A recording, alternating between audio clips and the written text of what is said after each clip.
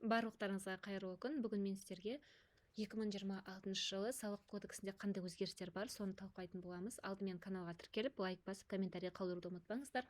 Бұл каналдың әрі қарай дамуына, апта сайын жаңа видеолардың шығуына септігін тигізеді. Жалпы 2026 жылы бізде қандай өзгерістер болады? Не өзгереді? Ең алдымен бізде табыстың барлық түрі анықталынады, табысты жасырып қалу мүмкіндігі болмайды. Жаңа салық кодексінің 56 бабы бойынша табысты анықтаудың жолдары бекіткен. Ол арқылы жұмысшы да, кәсіпкер де табысын жасыра алмайтын болады. Арнайы салық режимдерінің жаңа жүйесі орнатылады. Жалпы бізде осы уақытқа дейін арнайы салық режимдері 5 болған. Ол бізде патент, розничный налог, упрощенка, фиксированный вычет және мобильный приложение болған. Ал 2026 жылдан бастап бізде тек қана үш арнайы салық режимдері қалады. Оның біріншісі өз-өзін жұмыспен қамтығандарға арналған режим. Ең қолайлы режим. Ол үшін жеке кәсіпкерлікті заңдастырудың қажеті жоқ, ИП ашудың қажеті жоқ, отчеттар тапсырудың қажеті жоқ, бухгалтерлік есеп жүргізуде қажет емес. Субъектілері жеке тұлғалар, шектік кіріс бір айда 300 аек-тен аспау керек. Ол деген шамамен 1.295.000 сондай шамасы. ИП-н төлемейді, табыс салығын төлемейді. Әлеуметтік төлемдер 4%. Әлеуметтік төлемдер дегеніміз ол бізде пенсионка, социальное отчисление, ВСМС. Демек, бізде бір айда қанша табыс болды, соның тек қана 4%-ын төлейтін боламыз.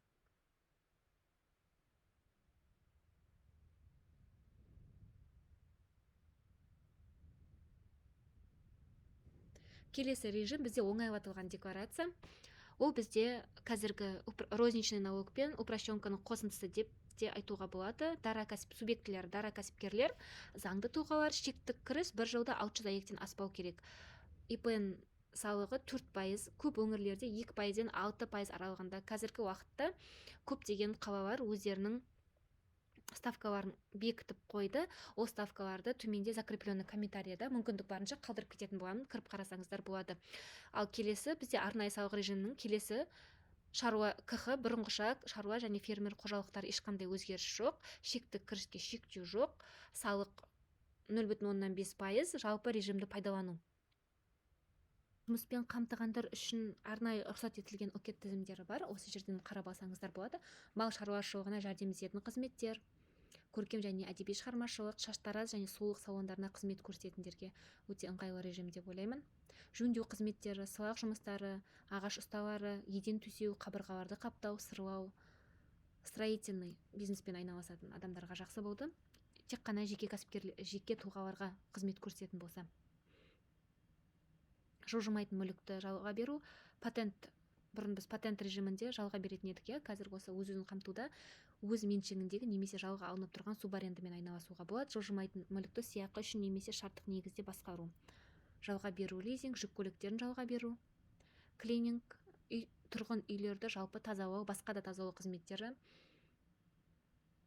Жалпы бұл режимға біз қалай көшеміз? Бұл режимға көшу үшін алдымен өзіміздің ИП-мізді жабамыз. Егер де біздің ИП-міз упрощенный режимда немесе розничный режимда болатын болса, ИП-мізді желтоқсанның соңғы айларына дейін жабуға жібереміз. Немесе бізде патент немесе мобильный қосымша негізінде ИП-лар болса, 1 наурызға дейін автоматты түрде жабуға кетеді. Оны жабудың қажеті жоқ. Алғашқы чек ұрған күннен бастап кәсіп басталған күн болып саналады. Зейнеткерлер қолдана алады ма бұл режимді? Зейнеткерлер қолдана алады, тек чек ұрып отырады, ешқандай төлем төлемейді. Себебі бізде зейнеткерлер барлық төлем түрлерінен босатылған. Кейбір айда табыс болмаса қалай болады деген сұраққа, кейбір айда табыс болмаса чек ұрмаймыз. Сол кезде автоматты түрде есептен шығарылған болып саналады. Жаңа салық кодексінің 716 бабында айтылған. АВР мен СФ бере алады ма? АВР бере алады, СФ бере алмайды, фискальный чек бере алады. Негізі бұл тек қана жеке тұлғаларға қызмет көрсетуге арналған режим. Оңайлатылған декларация негізіндегі режим. Жеңілдетілген декларация, салықтық ставкасы минимум 2%, максимум 6%. Бұл бізде қазіргі 25 жылы упрощенный режиммен розничный налогтың қосындысы гибрид деп те атасақ болады. Әр өңірде жергілікті әкімшілік өзгерте алады және қазіргі таңда базалық ставкалары бекітіліп қойылған. Төленбейтін салықтар НДС төлемейді, тіркеу шегіне жеткен күннің өзінде де ККС төлемейді. ККС дегеніміз бізде НДС, әлеуметтік салық төлемейді. Кімдер қолдана алмайды? Бұл енді бізде тұлғаларға қатысты. Басқа заңды тұлғалардың үлесі 25%-дан асқанда, бұл тек қана тұлғаларға қатысты. Екі тұлға немесе бір тұлға және ИП болса, екеуі қатар пайдалана алмайды. Астана хаб қатысушылары 44 санаттағы тыйым салынған қызметтер.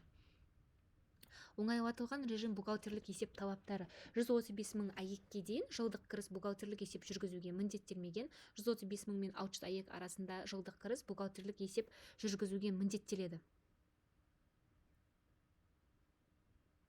Дегенмен салық есептілігі бәріне міндетті. Ол салық есеп саясаты, салықтық реестрлер, алғашқы есеп құжаттары, маңызды ескертулер, салықтық және есептік кезең жарты жылдық. Әлеуметтік салық төлеушілері болып табылмайды. НДС төлеушісі болып табылмайды, тек қана импортный НДСті қоспағанда, және бұл бізде 722 бапта көрсетілген.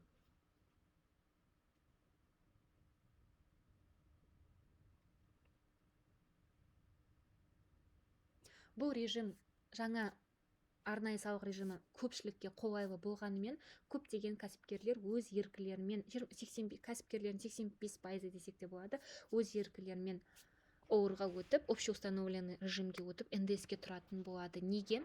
Себебі ООР-да жұмыс жасайтын компаниялар упрощенкамен жұмыс істеген жағдайда өзінің шығынын шегере алмайды. Сол себепті ООР-мен жұмыс істейтін компания тек қана ООР-мен жұмыс жасап, өзінің шығындарын шегере алады, зачет жасайтын болады. Сол себепті ООР-да жұмыс жасайтын компания тек қана ООР-мен жұмыс жасайтын компанияларды іздейтін болады.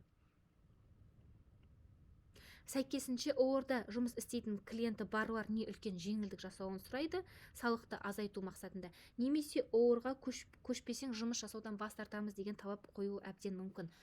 Жалпы 26 жылы ООР-да жұмыс істейтіннің барлығы табысы 40 миллионнан асқаннан бастап НДС-қа тұруға міндеттеледі және НДС-тің өз еркілерінен шыға алмайды. Арнайы салық режимдері бойынша өтпелі кезең. Критикалық мерзім 2026 жылы 1 наурыз салық өтініш ұсыну мерзімі. Егер де біз мерзімді сақтамасақ, автоматты түрде арнайы салық режиміне шығып, жалпыға бірдей салық режиміне ауысып кетеміз. Ол дегеніміз, упрощенныйда болсаңыз, автоматты түрде ООР-ға өтіп кетеміз.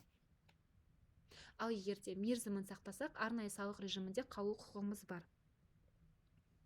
2026 жылы дайындалғанда не істеу керек?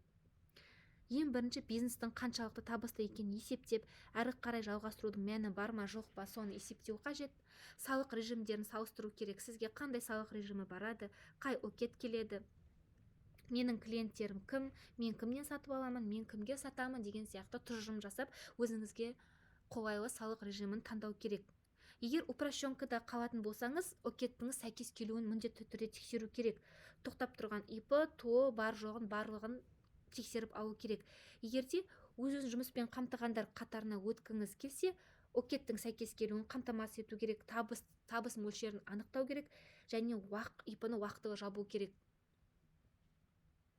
Егерде 2026 жылы болатын өзгерістер барысында қандай да бір сұрақтар туындаса, комментарийге қалдырып кетсеңіздер болады. Барлықтарыңызға рахмет, сабақ ұнады деген үміттемін.